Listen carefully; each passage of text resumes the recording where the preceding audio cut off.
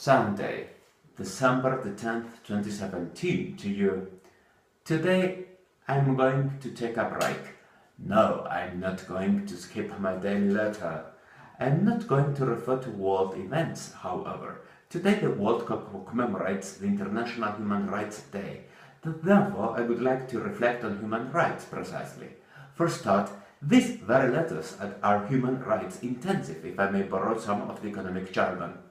If I am consuming freedom of speech, freedom of information, and some property rights.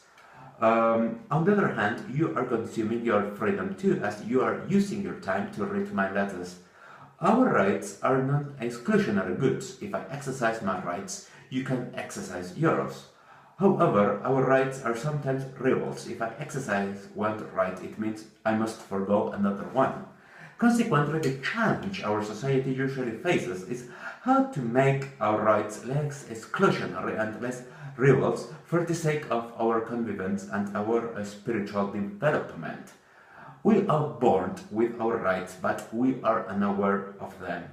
Through history, human beings have discovered our rights and our duties. If I may paraphrase Chilean poet Mr. Nicanor Parra, our second human duty would be to keep on discovering our rights, and our third duty should be how to respect them. Precisely, globalization has brought some interesting points of view from China and Russia. Please let me get to the ideal world instead of the real one.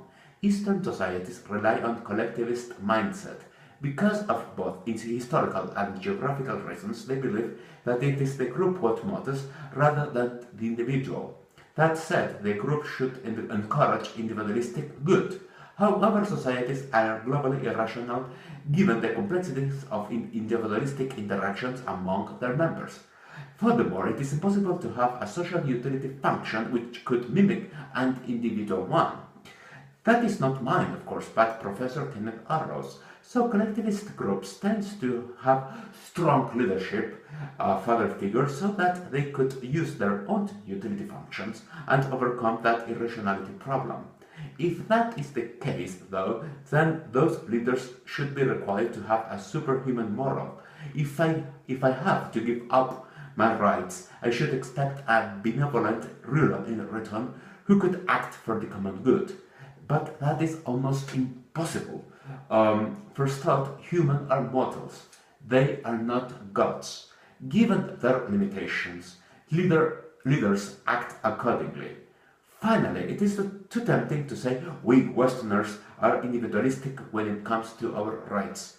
But are we really? Let us take the right to oblivion as an example. Everyone makes mistakes. Everyone should amend mistakes. And given how much we change over time, all of us should have the right to be taken as a new person. However, this is almost impossible due to the internet. Our previous mistakes, our previous selves, are available for everyone every time. Of course, we have the right to repent ourselves, to start a new life, but it clashes with the collective right to know the truth and to access data. Even worse, I believe that the aforementioned collective right preempts the individual right to oblivion on the web. Perhaps I am more Chinese, I would like to admit.